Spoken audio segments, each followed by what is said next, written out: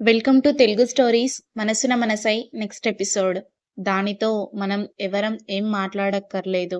రాత్రి వెంకటేశ్వరరావు ఇంటికి వచ్చాక సంగతి విని కోపంగా అన్నాడు. అదేమిటి నాన్న, అలా వదిలేస్తే పంతంగా ఏది చేస్తోంది అక్కయ్య? దమయంతి అంది. మొగుణ్ణి వదిలేసి వెళ్తే లైఫ్లో ఫేస్ చేయాల్సినవి చెప్పి కాస్త భయపెట్టండి. ఏదో ఇతనికి డైవర్స్ ఇచ్చేసి ఇంకో పెళ్లి చేసుకోవడం అంత సులువు కాదనేది అర్థమయ్యేట్టు మనం చెప్పాలి. 32 పెళ్ళైన 3 నెలలకే కాపురం వదిలిందంటే చేసుకుందామనుకున్నవాడు ఆలోచించడా? పద్మావతి భర్తతో అంది. దానికి చెప్పడం అంటే మనం గాడిదలవ్వడమే. నీకు చెప్పాలనుంటే నీవు చెప్పు, నేను కలుగజేసుకోను నిష్కర్షగా అన్నాడాయన. అంతా నిశ్శబ్దంగా భోజనాలు చేశారు. జయంతి బ్యాంకుకి ఇంటి కోసం అప్లై చేసింది. కాగితం దివాకర్ దగ్గరికి వెళ్ళింది. దివాకర్ కాస్త ఆశ్చర్యంగా, మీ వారికి ఇల్లు ఉన్నట్టుంది, మీరు ఇంటి కోసం అప్లై చేశారు, వేరే తీసుకుంటారా అన్నాడు. జయంతి తలూపింది. 2 బెడ్రూమ్ హౌస్ అది.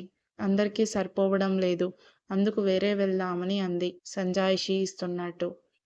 ఐసీ, మీ బేసిక్ మీద హౌస్ రెంట్ అలవెన్స్ అది ఎంత ఇవ్వొచ్చో కాగితం పుటప్ చేయమనండి అంటూ సంతకం చేశాడు అప్లికేషన్ మీద. హౌస్ రెంట్ అలవెన్సెస్ శాంక్షన్ అయి కాగితం వచ్చాక జయంతి బ్యాంకు చుట్టుపక్కల అపార్ట్మెంట్ వెతికి ఓ 2 బెడ్రూమ్ ఇల్లు అద్దెకు కుదుర్చుకుంది.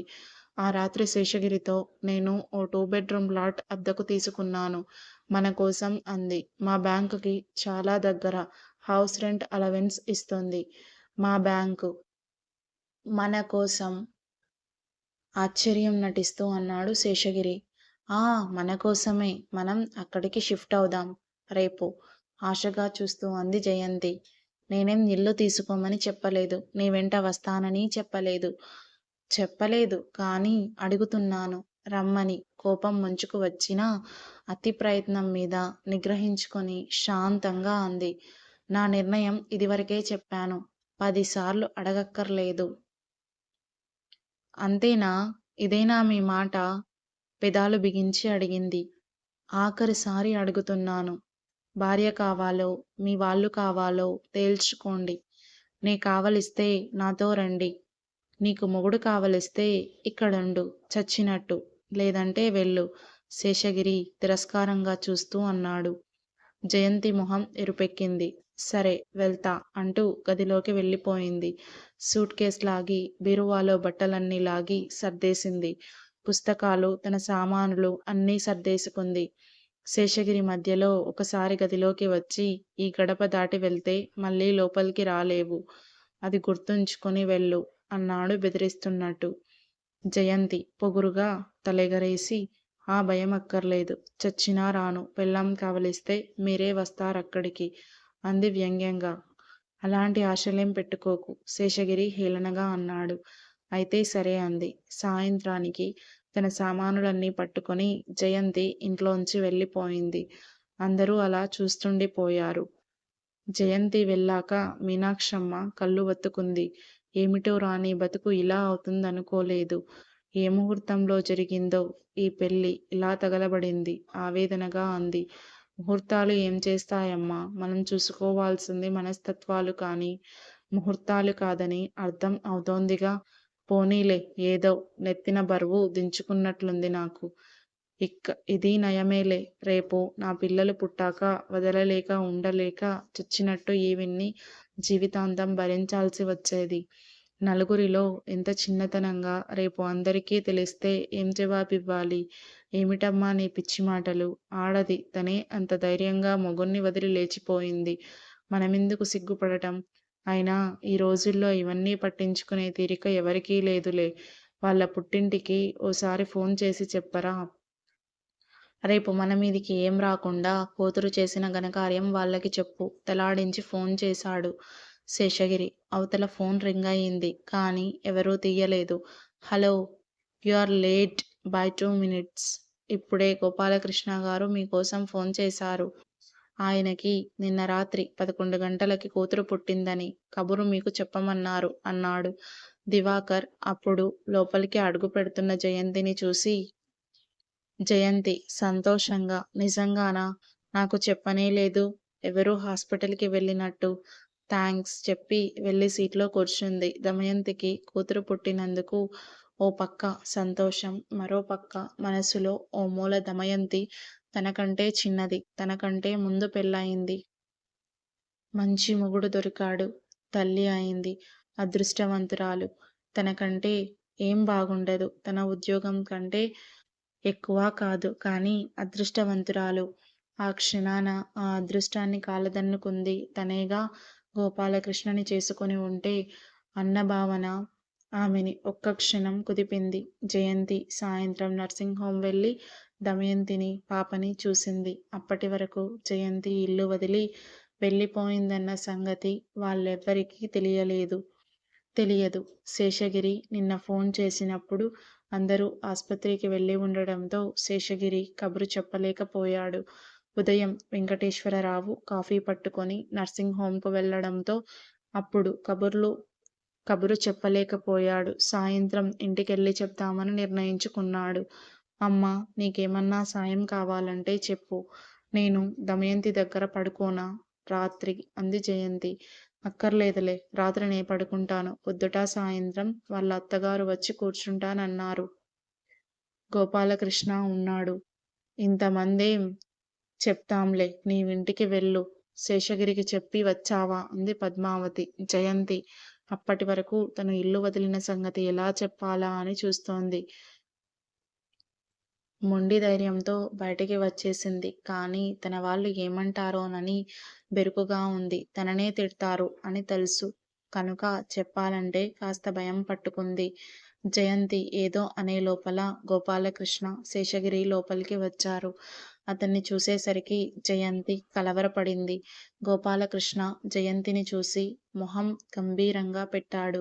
శేషగిరి దమయంతిని చూసి కంగ్రాచ్యులేషన్స్ దమయంతి అన్నాడు. నేను మీతో ఓ విషయం చెప్పాలని వచ్చాను. నిన్న 2-3 సార్లు ఫోన్ చేసినా దొరకలేదు. ఎవరు? సరే, ఈవిడ ఇక్కడే ఉంది కనుక నాకు చెప్పే శ్రమ తప్పింది. మీ ఆనంద సమయంలో ఈ కబురు చెప్పే అవస్థ నాకు తప్పింది శేషగిరి అన్నాడు. దమయంతి, పద్మావతి అంతా మొహాలు చూసుకున్నారు. జయంతి చూపు తప్పించింది. ఏమిటి? ఏ సంగతి శేషగిరి? పద్మావతి అల్లుడిని అడిగింది. ఓ, మీ అమ్మాయి చెప్పలేదా? నిన్న సాయంత్రం మీ అమ్మాయి మా ఇల్లు వదిలిపెట్టి వెళ్ళిపోయింది, సామానుతో సహా అన్నాడు. బిత్తరపోయింది పద్మావతి. జయంతి వంక చూసింది. జయంతి లేచి చెరచెరా బయటకి వెళ్ళిపోయింది. అత్తయ్యగారు, మీ అమ్మాయి కాపురం మొగుడు అక్కర్లేదని వెళ్ళిపోయింది.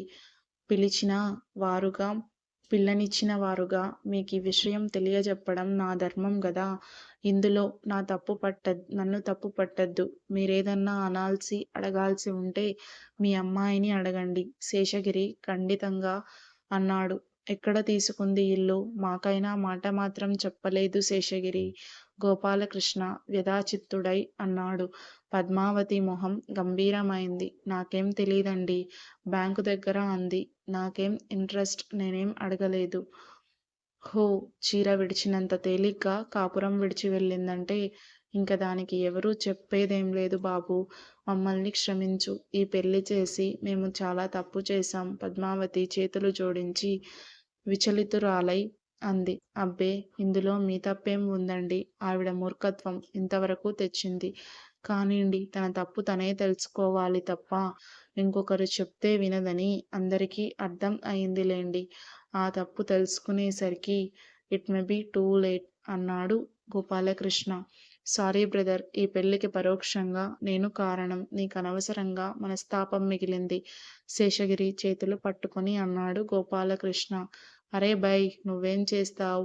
ఏదో పెళ్లి చేయటం మంచి కార్యం అనుకుని చేస్తాం. ఇలా జరుగుతుందని ఎవరనుకుంటారు? Forget it. నా మటుకు నాకు నిజం చెప్పాలంటే ఏదో నెత్తిన బరువు దిగినట్లు మనసు తేలిక పడింది. ఇది నా మంచికే అనుకుంటా. మీరంతా నన్ను క్షమించి ఈ విషయం వదిలేయండి. ఇంక మరి వెళ్తానండి. అందరికీ నమస్కారం చేసి వెళ్ళిపోయాడు శేషగిరి. హూ, ఎంతకు తెగించింది అనుభవిస్తుంది ఒకరోజు. తల్లి అయినా కడుపు మంటతో శపిస్తున్నట్లుంది పద్మావతి. ఊరుకో అమ్మా! దమయంతి వారిస్తూ అంది. పిల్ల పుట్టిన సంతోషం అంతా ఈవిడ చేసిన ఘనకార్యంతో ఆవిరయింది. మనుమరాలిని ఎత్తుకొని తలకి నూనె రాస్తూ అంది పద్మావతి. గోపాలకృష్ణ వాతావరణాన్ని తేలికపరచడానికన్నట్టు దమ్ము చూశావా పాప తెలివైందే. మనిద్దరి రంగు కాకుండా వాళ్ళ నాయనమ్మ రంగు తెచ్చుకుంది. మా అమ్మ ఊరికే మురిసిపోతోంది. మనవరాలు తన పోలిక అని అన్నాడు మురిపెంగా పొత్తిళ్లల్లో పాపని ఎత్తుకుంటూ. దమయంతి గర్వంగా చూసింది. ఈ కూతురు, అల్లుడు ఎంత అన్యోన్యంగా ఉన్నందుకు సంతోషించాలో, జయంతి గురించి విచారించాలో అర్థం కాలేదు పద్మావతికి. మర్నాడు జయంతి నర్సింగ్ హోంకు వెళ్ళింది. పద్మావతి కానీ, దమయంతి కానీ ఎవరూ జయంతినేం అడగలేదు. వాళ్ళు తనని తిడితే జవాబేం చెప్పాలో రిహర్సల్ చేసుకున్న జయంతికి వాళ్ళెవరూ తనను ఏమీ అడగకపోవడంతో ఒక పక్క నిశ్చింత, ఒక పక్క అందరూ తన పట్ల ఎంత కోపం, విరక్తి పెంచుకున్నారో ఊహించుకొని కాస్త భయం, కానీ మరు నిమిషంలో ధైర్యం తెచ్చుకొని ఎప్పుడో అప్పుడు ఫేస్ చేయాల్సిందే కదా, తొందరగా తేలిపోతే మనసుకి శాంతి దొరుకుతుంది అనిపించింది. తనకేం భయం చెప్పేస్తుంది. అతనికి తనకి పడలేదు. నచ్చని కాపురంలో మగ్గాల్సిన కర్మ తనకు లేదు అని చెప్పేస్తుంది. అమ్మా! నిన్న నేను మీకు చెప్పాలనే లోపల శేషగిరి వచ్చి చెప్పాడు. అంతే తప్ప నేనేం దాచాలనుకోలేదు మీ దగ్గర అంది దర్పంగా. పద్మావతి ఏం మాట్లాడలేదు. అమ్మకి అందరికీ నచ్చకపోవచ్చు నే చేసిన పని. కానీ మనసులు కలవకుండా రోజూ కొట్టుకుంటూ తిట్టుకుంటూ చేసే కాపురం నాకక్కర్లేదు. నేను పెళ్లి చేసుకుంది సుఖ సంతోషాల కోసం, ఆనందం కోసం అని నా మొగుడు దగ్గర దొరకనప్పుడే ఆ కాపురానికి అర్థం ఏమిటి? బలవంతంగా మనసు చంపుకొని ఇదివరకు ఆడవాళ్ళల్లా పడి ఉండాల్సిన కర్మ నాకు లేదు. ఏ పిల్లల కోసమో సర్దుకు బతకాల్సి వస్తుంది. ఇంకా కొన్నాళ్ళు కాపురం చేస్తే అంచేత శేషగిరి మారుతాడు అన్న నా ఆశ నాకు లేదు. సర్దుకొని బతకడం తప్ప ఒకరి కోసం ఒకరు బతికే కాపురం కాదని నాకర్థం అయింది. పిల్లల బంధం మమ్మల్ని బంధించే లోపల విడిపోవడం మంచిదనిపించింది. అక్కడికి శేషగిరి ఒక ఛాన్స్ ఇచ్చాను. విడిగా మేం ఇద్దరం ఉంటే పరిస్థితి మారుతుందేమోనన్న ఆశతో. దానికి అతను అంగీకరించలేదు. అంచేత బయటికి వెళ్ళిపోయాను. ముందుగా చెప్పినా మీరంతా ఎలాగో అంగీకరించరు నా మాట. అందుకే నా ప్రయత్నం నేను చేసుకుని చెప్తున్నాను. ఇప్పుడైనా చెప్పాల్సిన అవసరం ఏమీ లేదు. నీవు స్వతంత్రురాలివి. ఆడపిల్లకి పెళ్లి చేసి పంపడంతో మా బాధ్యత అయిపోయింది. కాపురం చేస్తావో, విడాకులు తీసుకుంటావో, విడిగా ఉంటావో అదంతా నీ ఇష్టం. నీవేం మా మీద ఆధారపడి లేవుగా. నిన్నేం అనే హక్కు మాకు లేదు. ఎవరి బతుకులెవరు కర్తలు ఎవరి బతుకులెవరు కర్తలు కారు. ముందు నుంచి ఇంతకంటే ఇంకేం జరుగుతుందిలే అన్నట్టుగా మా మనసుల్లో ఏ స్పందన కలగలేదు. నీ ఇష్టం వచ్చినట్టుండు. ఇంతకంటే మేం చెయ్యగలిగిందేం లేదు పద్మావతి విరక్తిగా ముభావంగా అంది. అవునులే, మీరెవరూ నన్నెప్పుడూ అర్థం చేసుకోలేదు. ఇప్పుడు చేసుకుంటారని అనుకోలేదులే. నా పట్ల మీకెప్పుడూ సవతి తల్లి ప్రేమ, నా భావాలని, నా ఆలోచనల్ని మీరేనాడు సానుభూతితో అర్థం చేసుకోలేదు. జయంతి రుద్ధకంఠంతో అంది. హూ, అర్థం చేసుకునేటంత తెలివితేటలు మాకు లేవమ్మా. ఏదో పాతకాలం వాళ్ళం. ఆడపిల్ల అంటే పెళ్ళి, సంసారం ముఖ్యం అనుకునే ఆలోచనలు మావి. ఆడపిల్లకి ప్రతి దశలో తోడు నీడ ఉండాలి. ఉద్యోగాలు చేసినా, ఊళ్ళెళ్ళినా ఒంటరిగా ఆడపిల్లలుండలేరు అనుకునే పాతకాలం భావాలు మావి. తొందరపాటుతో, తెలివి తక్కువతనంతో కాపురం పాడు చేసుకుంటే రేపు భవిష్యత్తు ఎలా ఉంటుందో అని భయపడే పాత మనస్తత్వాలు మావి.